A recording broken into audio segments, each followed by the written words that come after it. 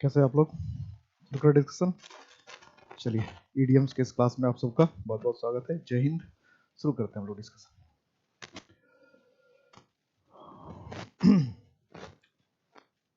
First, having no arguments to defend his point. जब उसके अपने पॉइंट को डिफेंड करने के लिए बचाने के लिए उसके पास कोई आर्गुमेंट नहीं रहा, कोई तर्क नहीं रहा, the speaker began to beat about the bush. तो जो स्पीकर था, जो बोलने वाला था, वो beat about the bush, beat about the bush. तो जब अपने के पास कोई आर्गुमेंट, अपनी बात कहने के लिए कोई पॉइंट नहीं रहेगा, कोई लॉजिक नहीं रहेगा, तो आप क्या करेंगे? तो आप इधर उधर की बातें करने लगेंगे, किसी तरह से कुछ बात करने लगेंगे, यही तो होगा। तो wander across the road, road के चारों तरफ घूमने लगा। स्पीक इन हैफाजर्ड मैनर, हैफाजर्ड का मतलब अस्त व्यस्त तरीके से बोलने लगा। Speak in round about manner, घुमा फिरा कर बातें करने लगा। Make use of irrelevant reference, कि अप्रासंगिक रेफरेंस की बात करने लगे। तो बीट अबाउट द बुश का मतलब ये होता है कि आप इस तरह से बात करना कि जो बात आप कह रहे हैं, ठीक है, जो बात आप कह रहे हैं उससे रिलेटेड बात आप कर ही नहीं रहे हैं, उससे अलग, डिफरेंट, उससे अलग या डिफरेंट बात आपने करना शुरू कर दिया। तो इसी को हम लोग कहते हैं बीट अबाउट द बुश। ये ईडियम। वैसे तो बुश का मतलब क्या है? तो सीधी सीधी बात ये हुई कि जो बात हम कह रहे हैं वो बात जो है टॉपिक से रिलेटेड नहीं है, ठीक है, और जो हम बात कर रहे हैं वो जो है ऑथेंटिक या भरोसेमंद या फैक्ट से रिलेटेड नहीं है। तो इन राउंड अबाउट मैनर, तो राउंड अबाउट मैनर का मतलब क्या हुआ? घुमा फिरा कर बातें करना। तो इसका आंसर क्या होना चाहिए? सी, घुमा फिरा कर बातें करना है। कुछ लोग इसमें make use of irrelevant reference कर लेते हैं। बीट अबाउट द बुश का मतलब इररिलेवेंट रेफरेंस नहीं होता है। घुमा फिरा कर बातें करनी, सीधी बात नहीं करना, जो बातें हैं उसके विषय में कुछ इधर से उधर से, मतलब कुछ एक्स्ट्रा बातें करने लगेगा, घुमा फिरा कर बात करना। राउंड अबाउट मैनर मतलब मिला जुला कर, घुमा फिरा कर कुछ कुछ बातें कर लेगा, इसको कहते हैं। दूसरा वर्ड होता है इसके लिए प्रीवेरिकेट, घुमा फिरा कर बातें करना। सीधी बात करना ही नहीं, घुमा फिरा कर बातें करना, सीधी बात नहीं। और इररिलेवेंट का मतलब कि जो लॉजिक है, जो रिलेटेड ही नहीं उस टॉपिक से, उस तरह की बात करना। तो इररिलेवेंट का अलग मीनिंग हो जाता है। द केनियन टीम, जो केनिया की टीम थी, prove to be a dark horse in the ICC World Cup cricket. एक बार ऐसा हो चुका है, वेस्ट इंडीज को हरा चुकी है केनियन टीम। तो डार्क हॉर्स कहने का क्या सेंस होगा? कि अगर हम डार्क हॉर्स कह रहे हैं तो क्या कहना चाह रहे हैं भाई? डार्क हॉर्स का क्या मतलब होगा? स्ट्रॉन्ग इंट्रूडर, इंट्रूडर का मतलब हुआ घुसपैठ करने वाला, घुसपैठिया। स्किल्ड टीम, काफी स्किल्ड। द मोस्ट पावरफुल, सबसे ज्यादा ताकतवर। Unexpected man. तो डार्क हॉर्स को हम लोग नॉर्मली कहते हैं छुपा रुस्तम। छुपा रुस्तम कहने का मतलब हुआ जिसके विषय में, जिसके विषय में हमें साफ साफ बहुत कुछ नहीं पता, जिसके विषय में साफ साफ हमें बहुत कुछ नहीं पता हो, उसको हम लोग कहते हैं डार्क हॉर्स, छुपा रुस्तम। कि वह क्या कर सकता है, वह क्या कर जाएगा, ये हमें नहीं पता है। कि सामने वाला क्या कर सकता है, क्या कर जाएगा, ये हमें पता नहीं है। तो इस तरह के लोग कहते हैं डार्क हॉर्स। सामने वाला क्या कर सकता है, क्या कर जाएगा, उसकी क्षमता कितनी है, उसकी पॉसिबिलिटीज कितनी है, ये हमें नहीं पता। तो डार्क हॉर्स हुआ। तो इसका मतलब क्या हो जाएगा? Answer D. Next, when the principal was entering the class, जब प्रिंसिपल साहब क्लास को एंटर कर रहे थे, all my friends quietly disappeared, जितने फ्रेंड्स थे क्वाइटली, चुपचाप वहां से गायब हो गए। Leaving me alone to face the music, और मुझे अकेला छोड़ दिया। Face the music, face the music इससे पहले भी आ चुका है, रिपीट हो रहा है। टू लिसन टू हिम, ये तो नहीं होगा उनकी बात सुनने के लिए। To enter in the class, ये भी नहीं हो क्लास में प्रवेश करने के लिए। टू बेयर द क्रिटिसिज्म, आलोचना झेलने के लिए। To listen to favourable comment, ये भी नहीं होगा। फेस द म्यूजिक का मतलब मैंने क्या कहा था? परिणाम भुगतना, जो आपने काम किया है उसका परिणाम भुगतना, यानी अच्छा बुरा, बुरा बुरा के सेंस में ज्यादा रहता है। तो किसी काम का अंजाम भुगतना, किसी काम के अंजाम को देखना, जिसको कहते हैं बेयर फ्रूट, या बेयर क्रिटिसिज्म, या बेयर द कंसिक्वेंस। तो क्या हो जाएगा? सी, परिणाम भुगतना। फेस द म्यूजिक मतलब जो काम आपने कर रखा उस काम का अंजाम भोगना। Do not run down your friends in public, कि आपके जो दोस्त हैं, आपके जो दोस्त हैं उसको आप पब्लिक यानी सार्वजनिक रूप से रन डाउन ना करें, और जो आपके फ्रेंड्स हैं उनको सार्वजनिक रूप से आप रन डाउन करने की कोशिश ना करें, या उसको आप सार्वजनिक रूप से परेशान या तंग ना करें। यही कहने का मतलब आलोचना ना करें। तो run down phrasal verb, run down phrasal verb, ये इडियम नहीं है। फाइट विथ लड़ना, फॉलो अनुकरण करना, मेक अ मेंशन ऑफ किसी का जिक्र करना, क्रिटिसाइज निंदा करना। तो do not run down your friends in public down, तो क्या कहना है, रन डाउन का मतलब क्या, किसी को नीचा दिखाना, किसी को छोटा दिखाना।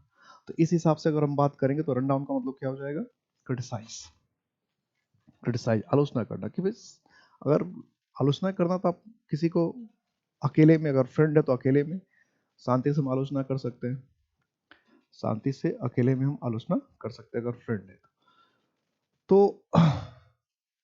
क्रिटिसाइज निंदा करना। Most parents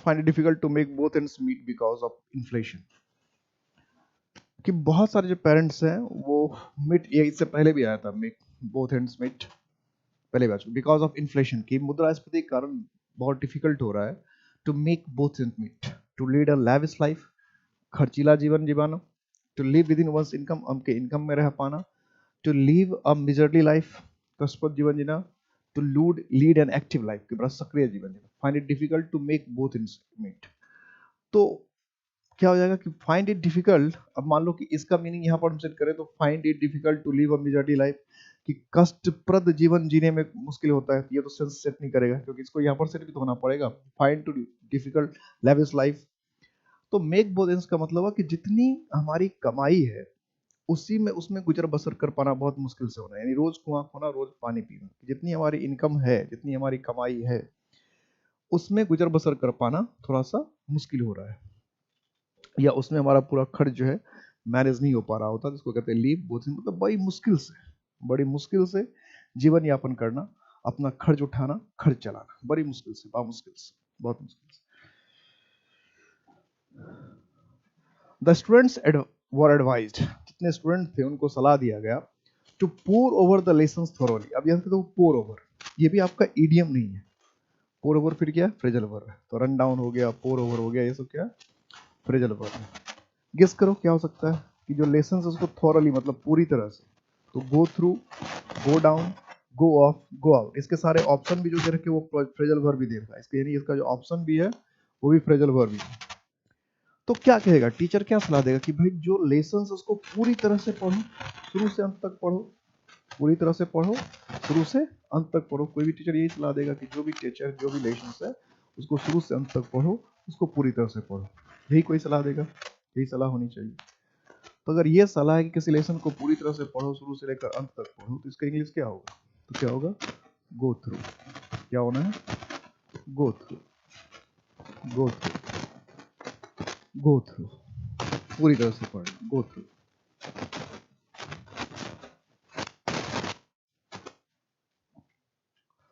The two famous writers cross swords with each other on every issue. कोई दो फेमस राइटर्स होंगे, बर्ड राइटर्स होंगे, अब हर मुद्दे पर वो कहते हैं क्रॉस सोर्स, यानी तलवार तान देते थे। क्रॉस, क्रॉस तो यही होगा, तो तलवार ऐसे कब होगा, जब दोनों एक दूसरे पर अटैक करेंगे तभी तो ऐसे होगा, तो cross source.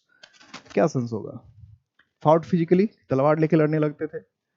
Cross the road on meeting, कि जब मिलने पर एक दूसरे का रोड पार कर लेते थे। टुक डिफरेंट रूट्स, अलग अलग रास्ता अपना लेते थे। डिसएग्रीड, असहमत होते थे। तो cross source with each other का मतलब क्या होगा, किसी हर मुद्दे पर असहमत होगा, एक दूसरे से अलग अलग विचार रखना, क्या होगा, डिसएग्रीड, कि सबके अपने अपने ओपिनियन थे, दोनों की अपनी अपनी सोच थी, अपने अपने सोचते थे, दोनों की ओपिनियन अलग।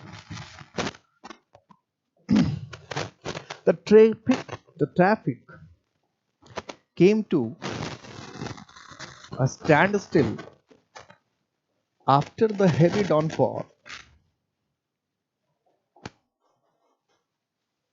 of rain. After the heavy downpour of rain. The traffic came to stand still after the heavy downpour का मतलब क्या होता है? बारिश। तो जब बारिश, जोरदार बारिश हुई, हैवी डाउनपोर मतलब जबरदस्त बारिश, मूसलाधार बारिश हुई, तो ट्रैफिक स्टैंड स्टिल हो गया। इसके तो मीनिंग नहीं छुपा है। स्टैंड मतलब खड़े होना, स्टिल मतलब शांत। इसका मतलब क्या हो जाएगा? मीनिंग सीखिए, कंप्लीट हॉल्ट, पूरी तरह से रुक गया। एक्सीडेंट स्पॉट, एक्सीडेंट की जगह बन गया। डाइवर्जन, परिवर्तन, चेंज की जरूरत पड़ गई।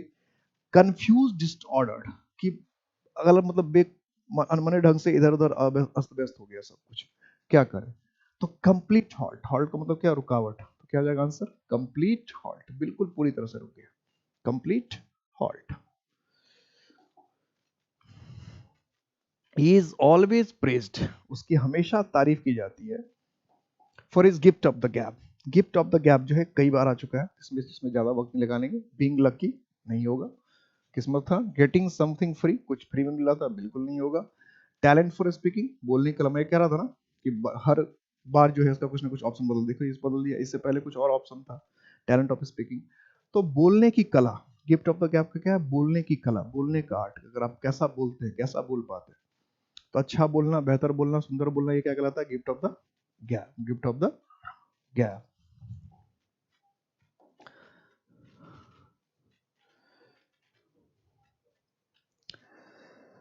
The teachers extra hours of coaching, कि टीचर ने जो एक्स्ट्रा आवर दिया कोचिंग का, went a long way in improving students performance, कि स्टूडेंट का जो परफॉर्मेंस था उसको सुधारने में, उसको बेहतर करने में, उसको सुधारने में, उसमें को बेहतर करने में टीचर की जो एक्स्ट्रा आवर दिया, वेंट लॉन्ग वे। इसका अब तो इसका मीनिंग गेस कर सकते। टू ग्रेट एफर्ट, काफी परिश्रम लगा। Spent a lot of time, बहुत ज्यादा वक्त बिताया। एक्सटेंडेड वाइडली, बहुत ज्यादा उसको फैला दिया। हेल्प्ड कंसिडरेबली, कि बड़े कंसिडरेबली का मतलब यहाँ बड़े पैमाने की, बड़ी मात्रा में, ज्यादा मात्रा में, बड़े पैमाने पर मदद मिला। जाहिर सी बात है, इसमें कुछ भागने की जरूरत नहीं है। सेंस के हिसाब से ये रहा बेस्ट ऑप्शन, ये है कि बहुत ज्यादा। वेंट अलॉन्ग में मतलब बहुत ज्यादा मदद मिला, बहुत ज्यादा, बहुत अधिक मदद मिलना किसी काम में।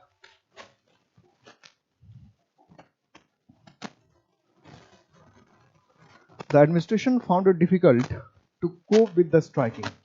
To cope with, अब cope with भी जो है idiom नहीं है, phrasal verb. Cope with, तो cope verb के साथ आपने with लगा दिया, तो verb के साथ preposition लेकर जो meaning change करते उसको phrasal verb करते, उसको idiom नहीं कहते। और cope with कई बार आ चुका है।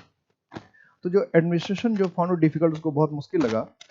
स्ट्राइकिंग, अगर कोई स्ट्राइकिंग एम्प्लॉइज है, यानी कोई एम्प्लॉय जो बार बार स्ट्राइक करता है, तो एडमिनिस्ट्रेशन क्या करेगा? उसको बर्दाश्त करेगा, उसको सहेगा, उसको अच्छा लगेगा?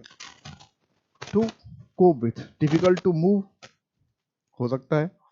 कॉम्प्रोमाइज, समझौता करना, ये भी हो सकता है। हैंडल, हैंडल का मतलब क्या? संभालना, टैकल करना।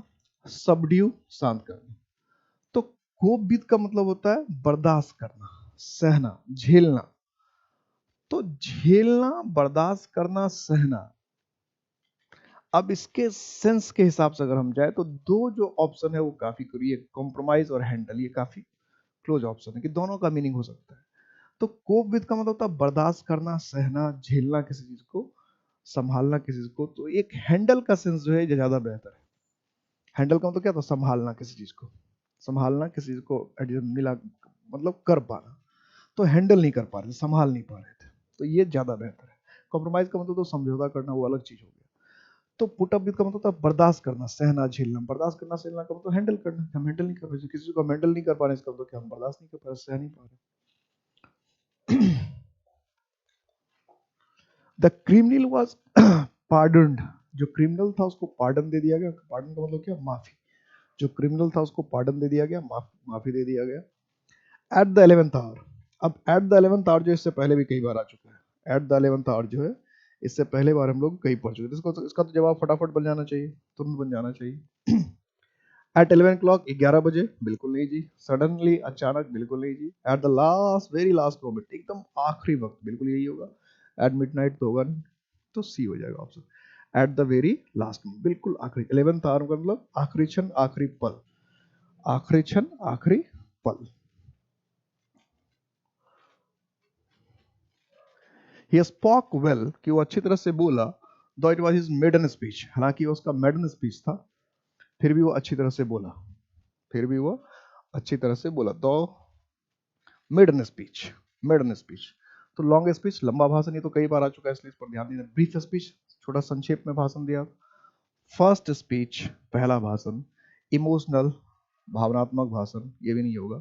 तो मेडन का मतलब ऐसे फर्स्ट, मेडन जहां लिखते हैं मेडन सेंचुरी, मेडन बॉयज, तो पहला मेडन लिखा है, इसका मतलब पहला, जिसमें पहले से कुछ नहीं कर रखा, अभी आपने किया ही है, उसको मेडन कहते हैं। मेडन मतलब पहला, फर्स्ट। तो मेडन स्पीच का मतलब पहला भाषण, पहला भाषण।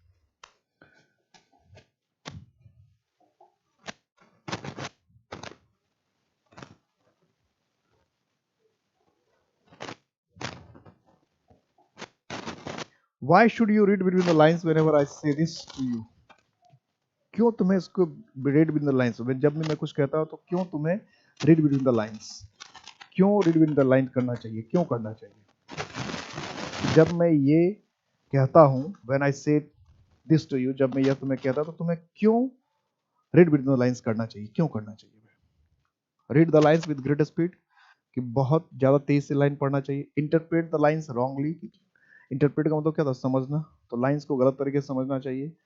Find more meaning than the words appear to express, कि शब्दों में जितना मीनिंग है उससे ज्यादा बताना, शब्दों में जितना मीनिंग है।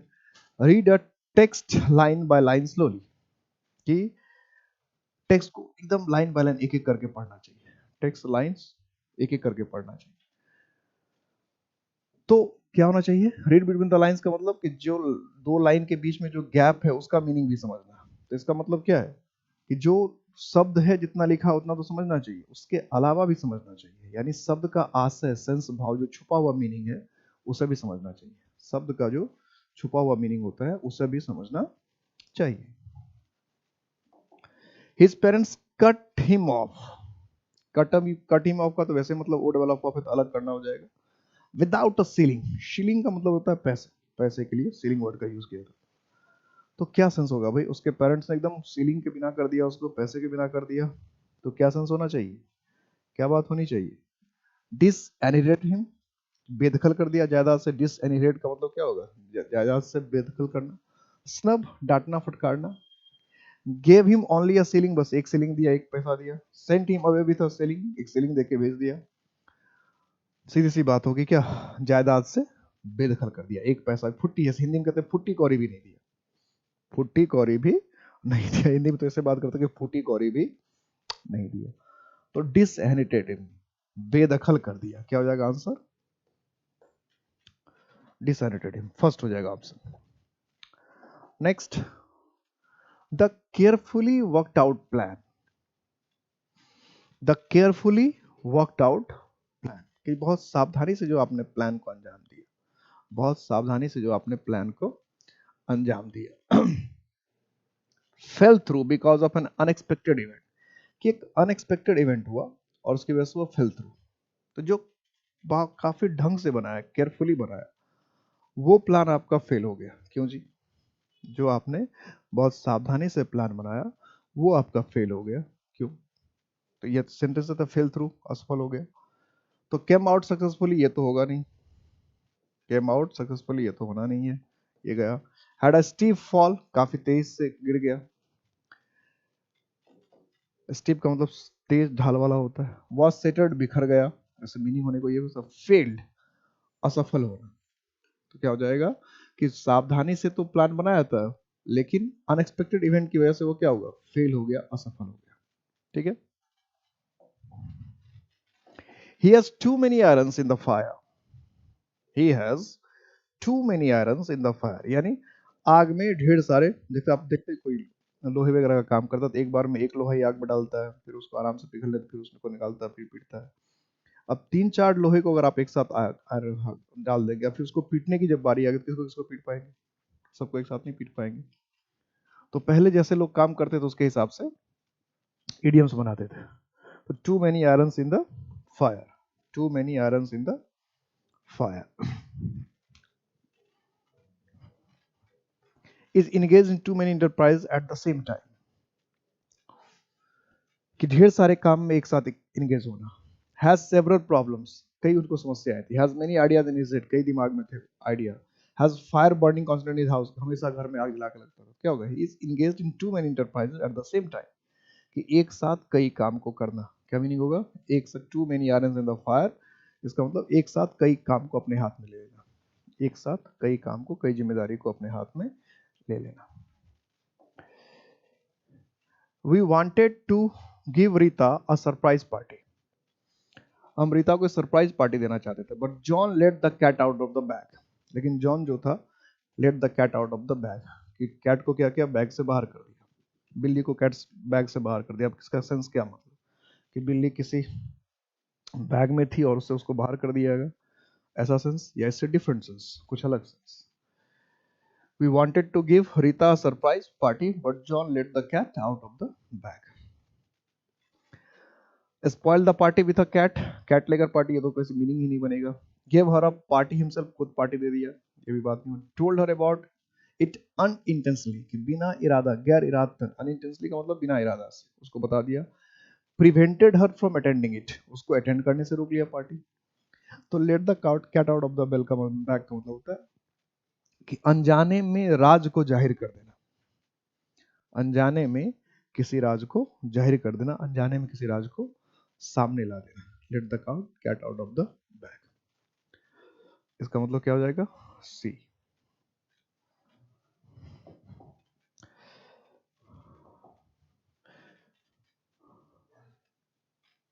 Ravi fought to the bitter end, Ravi fought to the bitter end.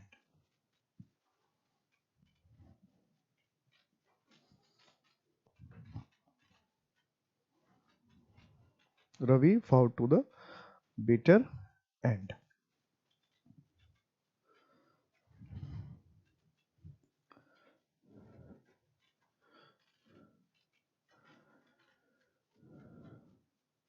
Bitter end का मतलब आखिरी छोर तक, बिटर का मतलब कड़वा। How to the last point of enemy's position, enemy के दुश्मन के लास्ट पोजीशन का डाइड फाइटिंग, लड़ते लड़ते मर गया।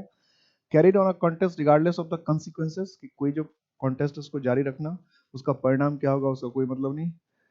फाउट अ लूजिंग बैटल, कि हारते हुए लड़ाई को लड़ना, यानी ऐसी लड़ाई लड़ना जिसमें हार हार रहे हैं फिर भी लड़ाई, फाउट लूजिंग बैटल। तो Ravi fought to the better end, bitter end, एकदम बिटर एंड। तो carried on a contest regardless of the consequences, कि बिना परिणाम सोचे हुए तब तक लड़ते रहना जब तक आप में दम है, क्षमता है। ये हुआ Ravi fought to the bitter end. Bitter end का मतलब कि परिणाम क्या होगा, नहीं होगा, एंड तक डटे रहना। एंड है ना बेटर एंड, कि एंड उसका क्या हो रहा है, नहीं हो रहा है, उससे कोई मतलब नहीं। जब तक ताकत है लड़ाई को आखिरी क्षण तक ले जाना, जैसे धोनी है मैच को आखिरी गेंद तक ले जाते थे, तो वैसे ही कि जो आखिरी क्षण है, आखिरी पल है, वहां तक, आखिरी क्षण, आखिरी पल तक मैच को ले, लड़ाई को ले जाना, यानी आखिरी दम तक लड़ाई लड़ना, जहां तक पॉसिबिलिटी होता है वहां तक लड़ाई को ले जाना। आई ज्वाइन कॉलेज लेट, कि कॉलेज को आपने थोड़ा लेट से ज्वाइन किया। And found it difficult to catch up with other students. Catch up with, ये भी फ्रेजल वर्ब है। कैच अप विथ जो है जनरली फ्रेजल वर्ब होता है। Catch up with, catch up with phrasal verb. To compete with, to come to their level, उनके बराबर में आना। टू ओवरटेक देम, उनसे आगे निकलना। To hold them and stop, तो उनको पकड़ के रोक देना। तो जब आप कॉलेज लेट से ज्वाइन करेंगे तो बच्चे आगे निकल चुके होंगे, तो उनकी बराबरी करना या उन तक पहुंच पाना, यही सेंस होना चाहिए, उनकी बराबरी करना या उन तक पहुंच पाना। तो इस हिसाब से हम देखें तो क्या होगा? To come to their level, come to their level, उनके बराबरी तक पहुंचना, उनके लेवल तक आना, come to their level.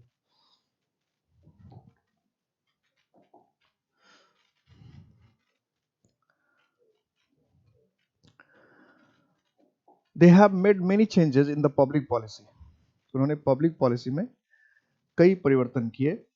But how many of this changes are going to affect the man in street, लेकिन उसमें से कितने जो परिवर्तन है मैन इन द स्ट्रीट को प्रभाव डालेगा? होमलेस मैन यानी बेघर आदमी को, द ऑर्डिनरी मैन सामान्य आदमी को, the man who works on the street जो गलियों में काम करता है उनको, the man who repairs road जो रोड बनाता है वो। अब सीधा सीधा मीनिंग पता होगा तभी बात बनेगी। तो the man in the street का मतलब होता है साधारण इंसान, जन साधारण। क्या कहते हैं उसको हिंदी में हम लोग? जन साधारण, बिल्कुल सामान्य व्यक्ति जो होता है, जो सामान्य इंसान होता है, उसको हम कहते हैं मैन इन द स्ट्रीट। क्या कहते हैं? Man in the street. तो इसके हिसाब से क्या हो जाएगा? The ordinary man. क्या हो जाएगा? The ordinary man.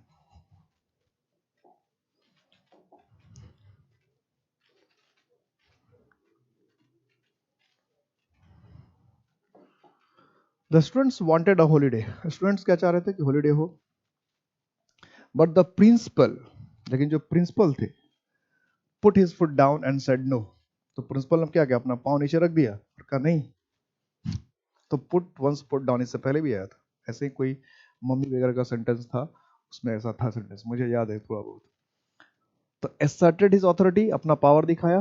Kick them, kick कर दिया, पैर से धक्का मार दिया, ऐसा नहीं. स्टेप्ड आउट, बाहर कदम रख दिया. केम डाउन स्टेयर, सीढ़ियों से नीचे आ गया. डाउन स्टेयर्स का मतलब क्या था, सीढ़ियों से नीचे आना. तो क्या होगा, पुट वंस फुट डाउन का मतलब कि अपना ताकत, अपना बल दिखाना, अपना ताकत, अपना बल या अपना पावर जो है वो दिखाना, अपना ताकत, बल या अपना पावर दिखाना. तो क्या हो जाएगा, asserted his authority, ये हो जाएगा.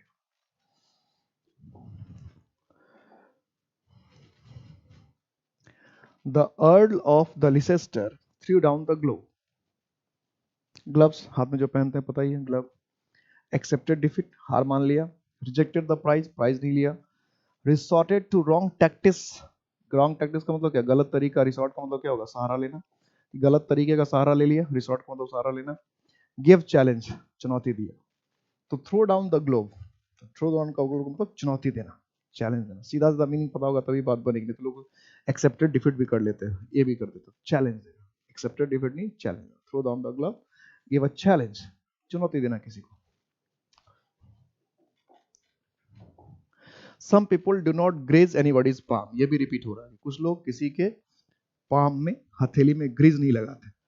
somebody do not grease anybody's palm on any account. any account का मतलब किसी भी कीमत पे, कि किसी की भी कीमत पर किसी के पाम में ग्रीज नहीं लगाते. इसका मतलब क्या, सीधा सा बता रखे.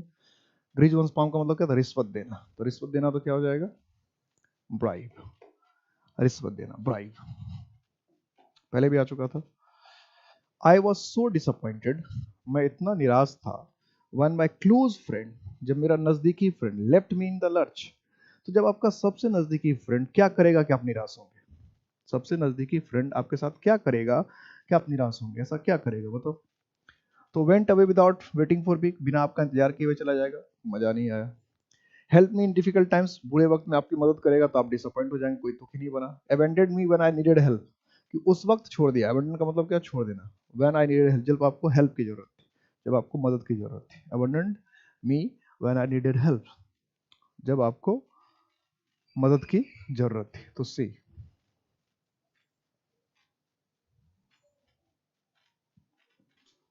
ठीक है. तो abandon me when I needed, उस समय छोड़ दिया जब उसकी जरूरत थी. Stop helping me in emergency, तो होगा सी हो जाएगा. ठीक.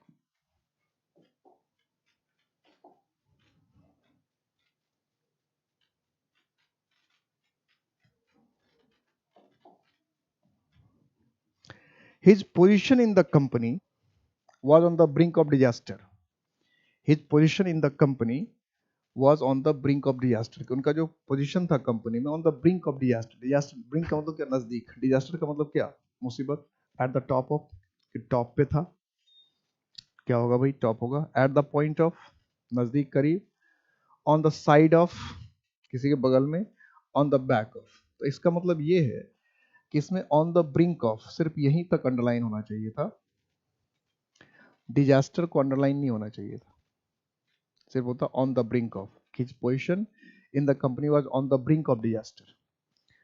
तो डिजास्टर का मतलब खतरा हो गया, तो ऑन द ब्रिंक ऑफ का क्या मतलब होगा, तो खतरा के करीब, नजदीक. तो इसके हिसाब से क्या हो जाएगा, at the point of. At the point of का मतलब किसी चीज के नजदीक, करीब, कि खतरे में था, उसकी जो पोजीशन थी कंपनी में वो खतरे में था. द कार ब्रोक डाउन क्या होता है, फ्रेजल वर्ब होता है, खराब हो गया. जस्ट एज इट रीच, जैसे ये पहुंचा था. The edge of a cliff, चट्टान पहाड़ था, उसके क्लिफ पर पहुंचा. It was indeed a close shape, और ये वास्तव में क्लोज शेप था. तो क्लोज शेप का मतलब क्या, बहुत जिलेट से सेविंग किया था क्या, कि मतलब कार खराब हो गया जब एकदम चोटी पे पहुंचा, और उसके बाद आप सचमुच तो क्या बच गए, जान बची तो लाखों पाए। To share one's brand, sense नहीं निकला। वेरी रिस्की, काफी खतरनाक। नैरो स्कोप फ्रॉम डेंजर, अब देखो कितना नजदीक पूछा है। टू बी वेरी हैप्पी, तो कार खराब हो जाएगा तो खुश कौन होता है भाई। तो देखिए वेरी रिस्की और नैरो स्कोप कितना क्लोज है, तो रिस्की का मतलब ये खतरनाक हुआ, तो ये क्या होगा, नैरो एस्केप फ्रॉम डेंजर। ठीक है, क्लोज सेव का मतलब हुआ बाल बाल बचना। अब बाल बाल बचना का मतलब ये नहीं कि गंजे होने से बच जाना, बाल बाल बचना मतलब खतरा से बहुत कम मार्जिन से, बहुत हल्के मार्जिन से बच के निकल जाना।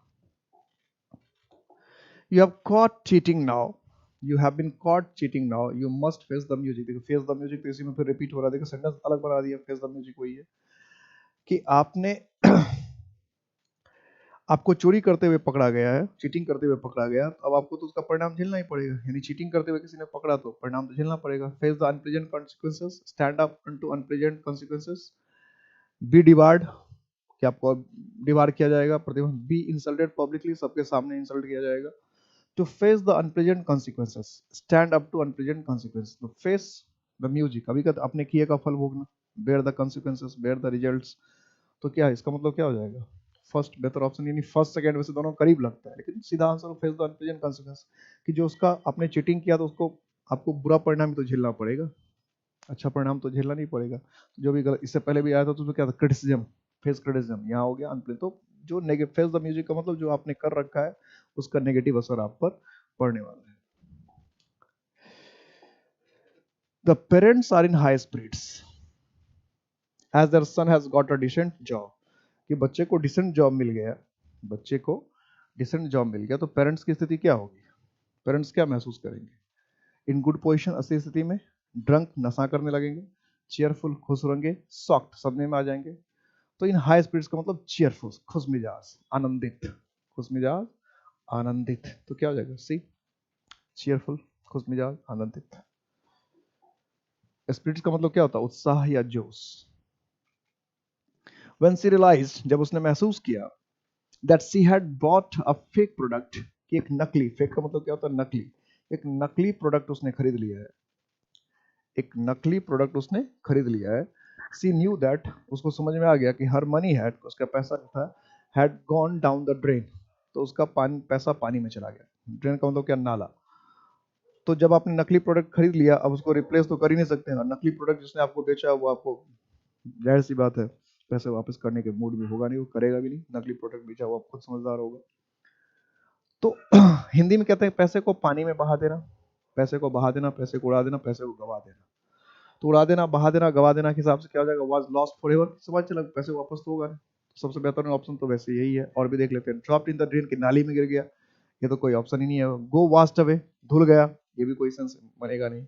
हर मनी वाज सेफ, उसके पैसे से फेक पैसा प्रोडक्ट करने के बाद लोगों को लग रहा है कि पैसा सुरक्षित है, तो बात ही नहीं भाई, मतलब पैसा चला गया। अब फेक प्रोडक्ट कर लिया, पैसा वापस होने वाला थी, इसका मतलब पैसा आपका हमेशा हमेशा के लिए हो गया, चला गया, बर्बाद हो गया। ठीक है, तो गो डाउन द ड्रेन, वैसे ही गो डाउन ड्रेन का मतलब होता है पानी में चले जाना, बर्बाद हो जाना। ठीक है, किसी चीज का पानी में चले जाना, पैसे का खासकर पानी में चले जाना, बर्बाद हो जाना, तबाह हो जाना, खराब हो जाना, go down the drain. Next देखते हैं। ओ, नेक्स्ट 30 हो गया था, हमारा ध्यान नहीं था, ये लगा नेक्स्ट भी होगा। तो 30 कंप्लीट हो गए, अच्छी बात है। इम्पैक्ट एकेडमी हमेशा आपके साथ मिलेगा, हमेशा आपके साथ रहेगा। अपनी मेहनत आप करते रहिए, अपनी तरफ से गाइडेंस हम देते रहेंगे। कभी कोई प्रॉब्लम हो, कोई दिक्कत हो, कोई तकलीफ हो, आप हमसे कंसल्ट करें, बताएं, इंस्टीट्यूट को बताएं, इंस्टीट्यूट की तरफ से हमारे पास मैसेज आ जाएगा। और आप हमेशा हमेशा गाइडेंस लेने की कोशिश करते रहें। आपको कोई प्रॉब्लम है, कुछ भी बात होती है, तो आप इंस्टीट्यूट को खबर कर दें, मुझे बता दें, और आपको आपकी समस्या का समाधान हो जाएगा। अपना ख्याल रखिएगा। जय हिंद।